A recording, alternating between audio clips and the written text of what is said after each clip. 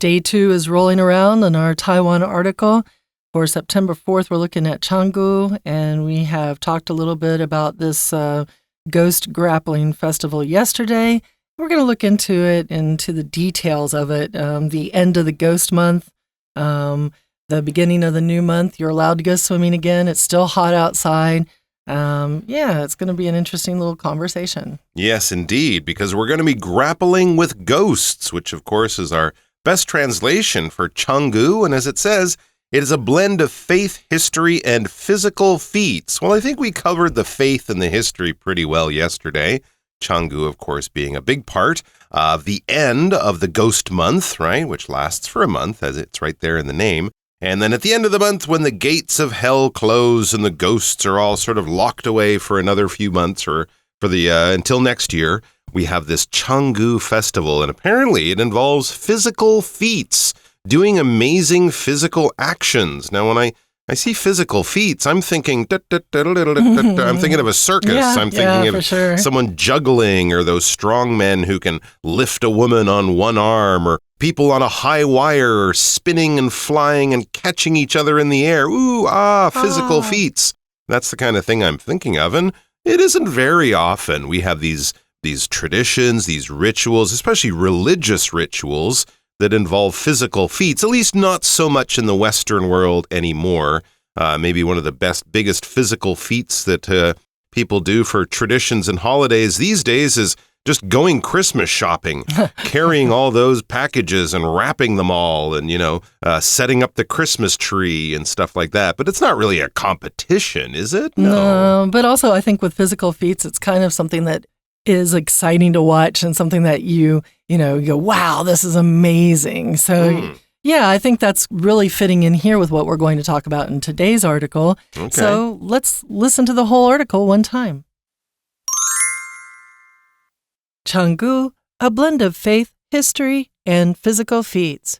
Changgu events are visually striking and demand great skill and teamwork. Participants must climb tall, greased wooden poles to reach a platform supporting bamboo cones, each topped with a flag and offerings of food. The flag is considered a symbol of safety and prosperity. At midnight, following a Taoist ritual and a gong signal, teams of climbers form human pyramids to scale the poles. For the participants, the most difficult part comes when they must pull themselves up over the edge onto the platform. The team that ascends to the summit first and claims the flag wins. Traditionally, the first person to reach the top smears beef fat on their face to prevent wandering spirits from recognizing them. Taiwan's most renowned Changgu competitions take place in Toucheng, Yilan, and Hengchun, Pingdong. Every year, they attract thousands of visitors eager to witness these breathtaking spectacles. Meanwhile, these astonishing events have gained international recognition, drawing foreign participants who form their own teams to test their strength and coordination against local competitors. In addition, preparing for Changgu requires months of rigorous training as teams master specialized climbing techniques and build exceptional physical endurance. Changgu has been officially recognized as part of Taiwan's intangible cultural heritage. Efforts to preserve and promote this unique tradition ensure that future generations can continue to witness and participate in this extraordinary event. This interesting cultural practice blends intense physical challenge with deep spiritual significance, leaving a lasting impression on both participants and spectators. Whether you see it as an exciting contest or a religious ritual, Changgu is a fascinating element of Taiwan's rich cultural landscape. All right, so here we are. We are looking at this. Changgu events are visually striking. So when you see them, you're like, wow. It's almost like when you see what's going on, it's like somebody's coming up and slapping you. And that's visually striking. But it also just means visually interesting, visually fascinating. It will really strike the core of your heart and go, wow, this is crazy. And they demand great skill and teamwork. I think anytime you're involving grease and people making towers, it's going to demand great skill and teamwork. And a shower afterwards. And a lot of shower afterwards. Participants must climb tall, greased wooden poles to reach a platform supporting bamboo cones. Each topped with a flag and offerings of food. Wow. So yeah, this is not an easy thing to do. I think the cone, those big poles are called gupeng, and they're like 10 meters high. Oh my gosh. Right? So you're not probably going to, and they are greased as far as I understand. Good Lord. So you're not going to be doing this yourself. You and your friends are going to be making this pyramid, right? So yes. When something is greased, it means it is covered with grease, whether it's an oil, something thick and greasy, something maybe like it might be animal fat. I think a lot of times it can be in this situation, maybe an animal fat. Hopefully it's not motor grease. Motor grease would smell really bad, but animal fat would be pretty stanky too. That's true. But yeah, so you're greasing these poles. And this is something that we do see in some competitions. Whenever you're adding an element of difficulty to kind of an outdoorsy competition, they tend to add grease to it. I don't know why, but it seems to be something that happens. And that's what's going on here. We're greasing these poles, and you have to reach that platform. Why do you want to do that? Well, that's where you get to the flag to show you're the winner. That's where you get to the offerings that you give to the community, that you give to the spirits, that you say, hey, it's been a time of difficulty. Here's some bountiful offerings for people who might need a little bit of help. All right. Very, very interesting. So obviously climbing a normal dry wooden pole would be way too easy. So simple. So we got to put this oil, this slippery material, this grease on it. And yes, when you put grease or oil or something on something, then you have greased that thing, right? It's a sort of a standard thing to do when you're taking care of a machine with moving metal parts, right? You might grease the chain on your bicycle or an engine, and a car, of course, needs oil or grease. Oil is generally something you might pour. It's very thick. Grease might be something you kind of put on like a thick, slippery cream. It's funny, when I see greased poles, the greasy pole, that reminds me of the famous quote that politics is the art of climbing the greasy pole of politics. Oh, that's good. I think that goes back to Benjamin Disraeli, a famous British prime minister. You know, the idea that it's very hard to get to the top and it won't be a smooth ride. And you'll be covered in grease. You're going to be covered in dirt by the time you do, and you'll probably slip down at certain points as you work your way up slowly. And it's slimy. But it's very challenging, and it leaves nobody clean at the end of the process. But here we're actually physically talking about climbing a greasy pole, and of course that's not easy, and there's going to be bamboo cones that support it, and at the top there's a flag, and I'm assuming that the idea is to go up there, get the flag, and get down as fast as you can, and offerings of food, greasy food, I'm imagining.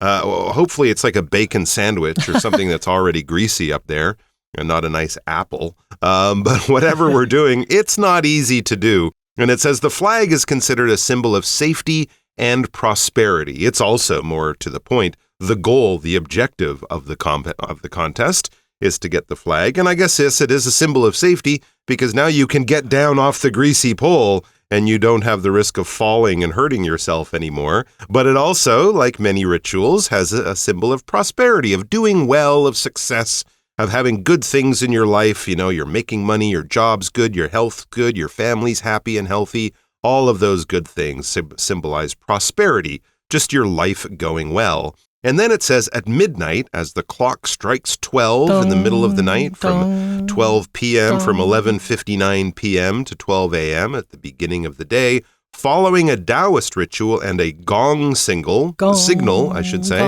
Thank you very much. We have our living gong here in the studio. Teams of climbers form human pyramids to scale the poles. Okay, so it's a team thing. You can't go up a greasy pole by yourself. Well, it would just be boring to watch, I think, because everyone would just keep sliding down to the bottom. So we have human pyramids. You have your friends working as a team, and I guess they, sort of put their arms around each other, and then that forms one level, and then people climb on their backs and shoulders, and that's the next stage, that's the next floor or level. And eventually the smallest, lightest person will somehow climb to the very top and snatch that flag from the top. They have this tower building thing in Italy, I think, too, right? Yeah, lots of countries over. I've seen Central and Eastern Europe, I think. Yeah, and you can kind of see it's a way of bringing the community together and getting people to work together and giving the smallest children the biggest chance of falling and breaking their legs. No. I don't quite know, but that could happen. If you really want to win, you got to be committed. So yeah, the Taoist ritual, it's a ritual, so it's going to have some rules and processes and regulations. That's interesting. That's Taoist more than a Buddhist thing. Right. So yeah, because in Taoism, if you think about it, you follow the way, you look for harmony in nature. Sure. You're doing things. It's not normally so ritualistic as say like Confucianism or something like that. And then you have the gong, which it's great. It's one of those words that sounds exactly like what the noise it makes. Yeah. Gong, right?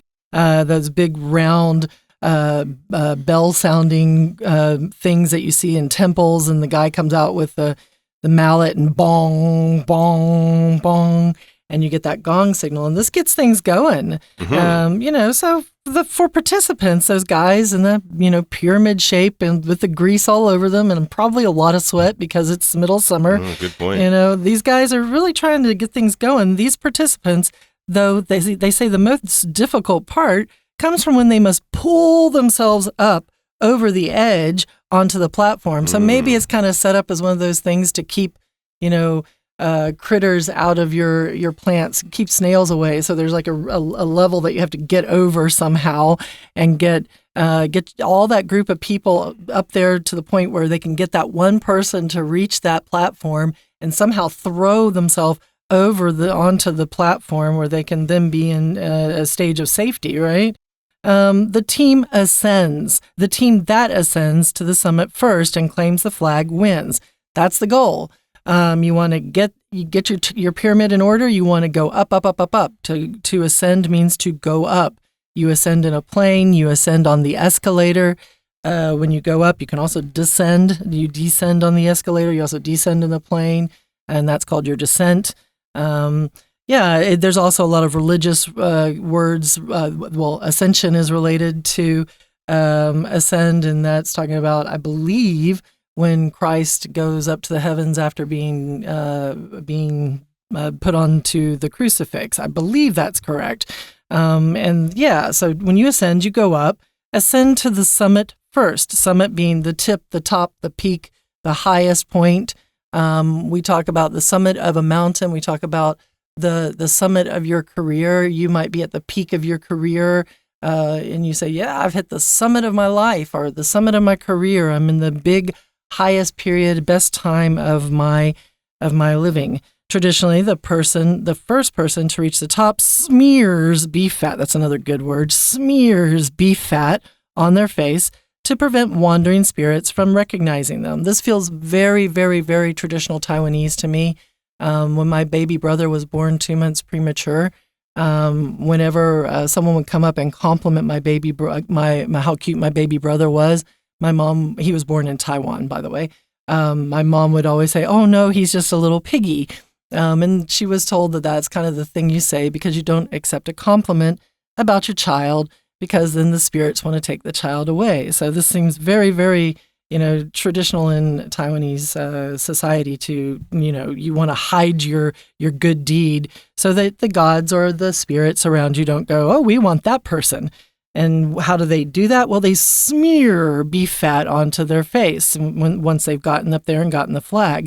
The action of smearing something means to kind of liberally spread something that's like a little bit thick. So it could be, you could smear mayonnaise on your sandwich, smear, mustard on your sandwich. Probably not going to smear a whole bunch of ketchup, but if you have a real nice sauce, you might smear it on things.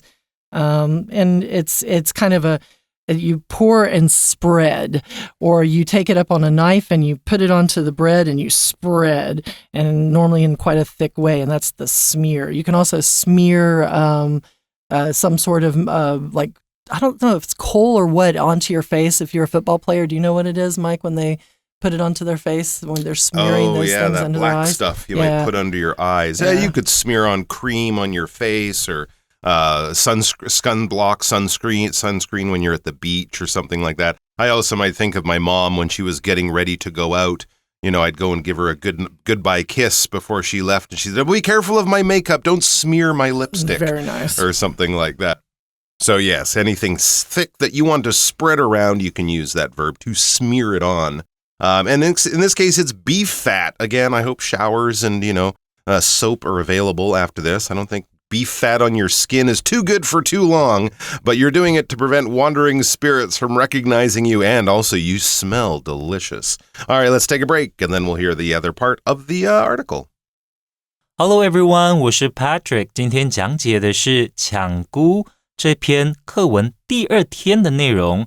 好，那在第1天课文里面，我们可以说算是整篇文章开头先让读者了解农历7月对台湾人来说到底有什么特殊意义，再接着呢引出抢估这个活动的起源。那今天的课文呢就介绍抢估到底怎么个抢法。那如果大家有兴趣想要去现场见证甚至于体验的话，应该去头城、恒春去见识一下。好，那我们一起来看学习重点吧。请同学看到第1段的第1个句子。好，请特别注意的是 and 之后的这个动词 demand。好，那 demand 在这里到底是什么意思呢？这边并不是要求，而是解释为需要。好，抢估这项活动，我们看起来的时候就觉得非常震撼了。要实际上去做，它其实很需要高超的技巧。所以我们动词用的是 demand great skill， 然后还需要团队合作，可能呢整个团队人要叠罗汉，让某个人呢可以继续的往上爬。那 demand 当作要求是别的地方别的句子，这里呢我们看到的是需要。老师再给大家一个例句， Being a surgeon demands extreme precision and a steady hand。就是要当外科医生的话呢，就要很重视，要非常的精准，而且呢还要有稳定的手法。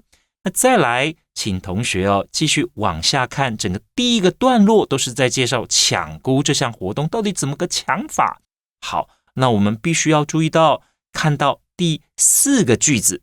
第4个句子这里有讲到其实每个不同的团队，他们应该要怎么样呢？他们看到在这个道教的仪式做完之后，听到了这个锣的声音之后，他们就要开始去攀爬这些孤柱了。好，那请同学看到 scale the poles。scale 这个动词，那一般而言 scale， 那我同学很熟悉它名词的用法，像譬如说我们知道要称重量的时候，这个也称为 scale。又或者呢比方说像我们在看规模这个字的时候，也常常会用到 scale， 也都是用 scale 这个字。那但是这里是当作动词动词的话呢就是攀爬的意思。好，那再来接着往下看，我们看到要怎么样才算是获胜的队伍呢？请看第6个句子， The team that ascends to the summit and claims the flag wins。 好，第1支呢攀爬到最顶端的这支队伍，然后而且不是只有攀爬到顶端而已，还要抢的这个所谓的顺风旗，这个队伍呢才算是获胜。好，那再来请同学特别注意的是第7个句子。好，为什么我要特别提醒同学第7个句子？我们在做阅读测验的时候，请同学特别注意到，常常有一些句子会去描写一个动作之后，再告诉你有一个不定词的片语，告诉你这项动作的目的是什么。所以我们在做阅读测验的时候要特别注意动作的目的。以第7个句子为例，这里就讲到了 The first person to reach the top smears beef fat on their face。 所以呢，第1位登顶的人会在脸上涂抹牛油。为什么要这么做？后面的不定词片语给出了答案，就是要避免孤魂野鬼认出他们来， prevent wandering spirits from recognizing them. All right, we're going to take a quick break, and then we'll be right back.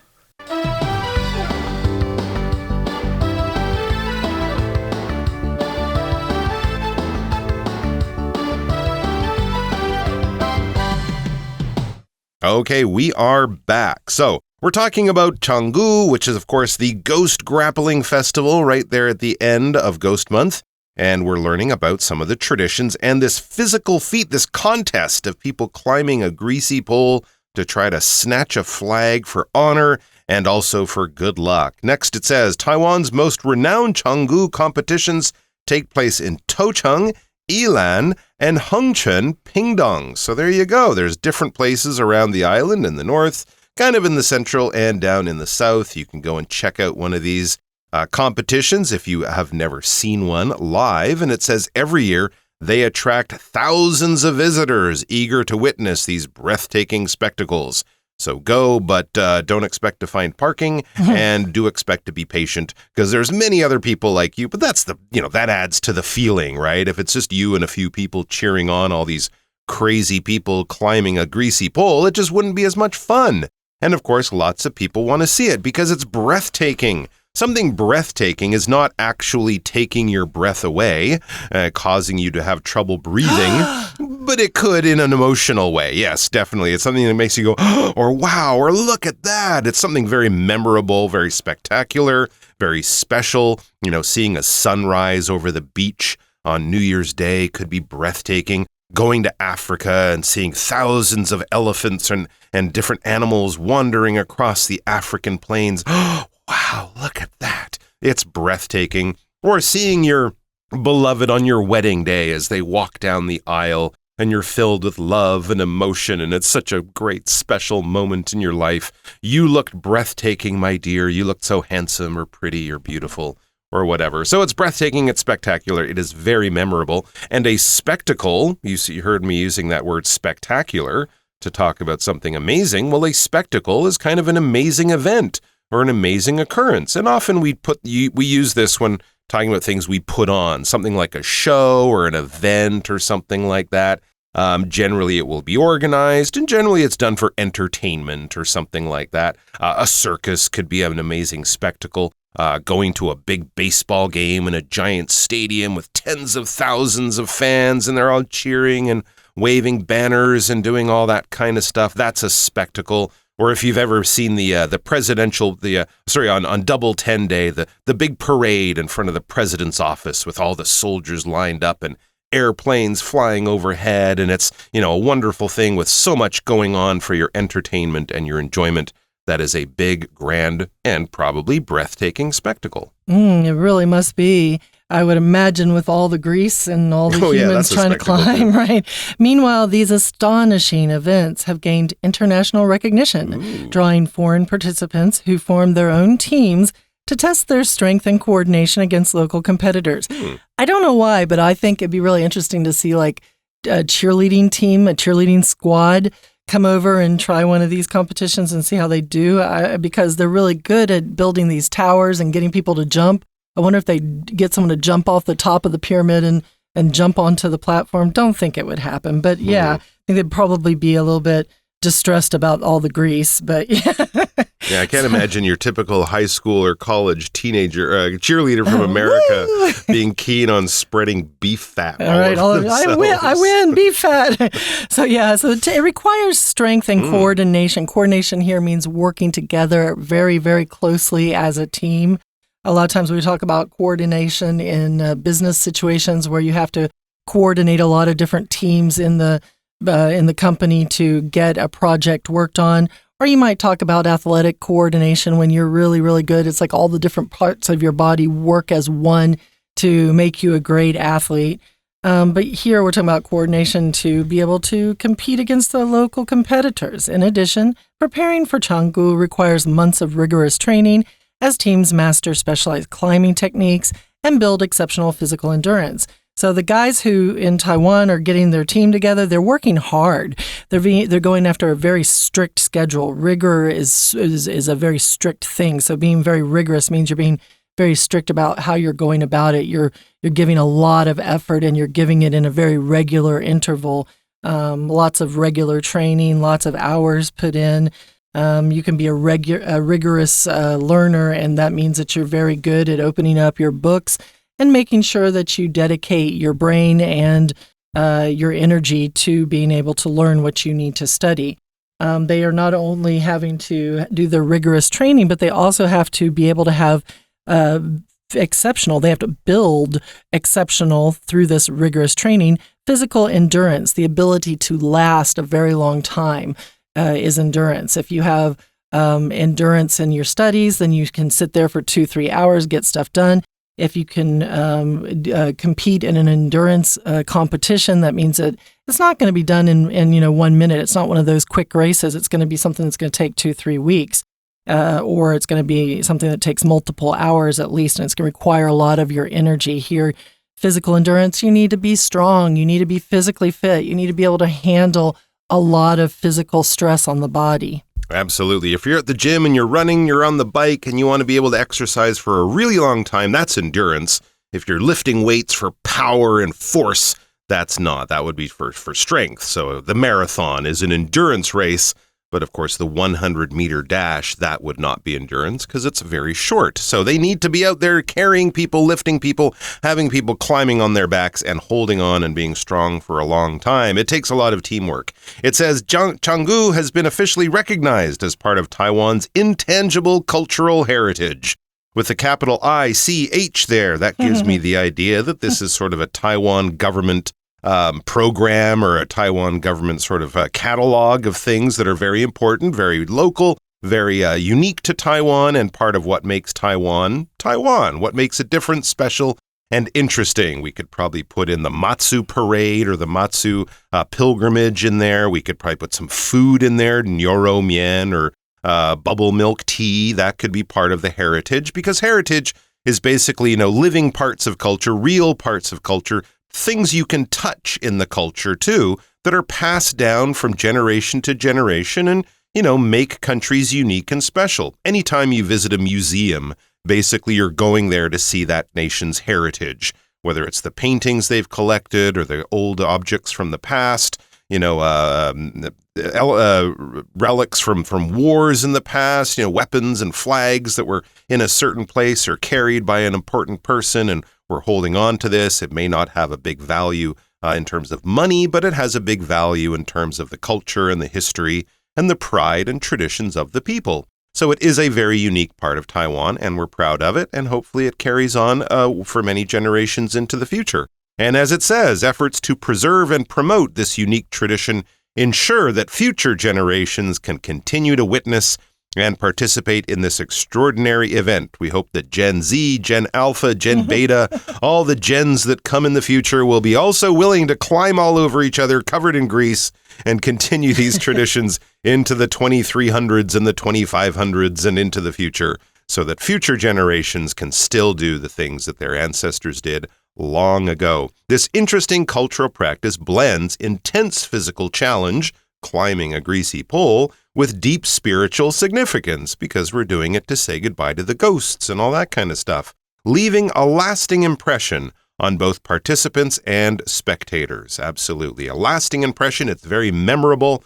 And not only will the people who take part, the participants, the people who participate, are the people climbing and forming the towers and taking part, but the spectators, that's the audience. That's the people watching. If you're at a play, if you're at a concert, if you're watching a baseball game, or a parade going down the street and you're watching it and not taking part in it, you are a spectator, and I will definitely be a spectator for this. I don't think I'll be climbing a greasy pole. Oh, come on. I got to do my laundry, and it's a whole thing, and I don't know, and I got a cat. What's my cat going to think if I come home smelling of beef? You never know. It's going to be probably weird. Love you. Whether you see it as an exciting contest or a religious ritual, Canggu is a fascinating element of Taiwan's rich cultural landscape. Someone who is very fascinating to us is our Chinese teacher. Let's listen now. 好，那再来，请同学看到第二段了。第二段呢，我们就看到第三个句子。原来这项活动其实也受到了国际的瞩目，请同学把 gained international recognition 画起来。那有很多国际的队伍自行组队到台湾，和我们台湾当地的选手一较高下。好，那请注意，在逗点之后 join foreign participants， 那这里就是分词构句，因为中间是没有连接词的，那所以我们需要把后面的这个部分做分词构句。再来，请同学看到第四个句子，又讲到其实很多队伍他们在为抢菇竞赛准备的时候要做什么样的训练呢？非常严谨的训练。请看到这里用的形容词是 rigorous。rigorous 我们可以把它解释为严格的、精实的 rigorous training。好，那为什么这些队伍要受这些严谨的训练呢？他们要 master specialized climbing techniques。这里的 master 请注意是动词哦，他们要非常对这些技巧要非常的熟悉，要充分的把握这些攀爬的技巧。好，那再来我们看到第3段了。那第3段呢，等于是再一次确认抢孤这项民俗活动其实并不是迷信哦，它其实呢算是被正式认定为台湾无形文化资产。请看到 intangible 就是无形的。那我们常常讲文化资产怎么说？ cultural heritage， 那等于是祖先一代传一代传给我们的，到现代还保有这个活动。那最后呢，请同学看到的是第3个句子，有一个重要的动词 blend。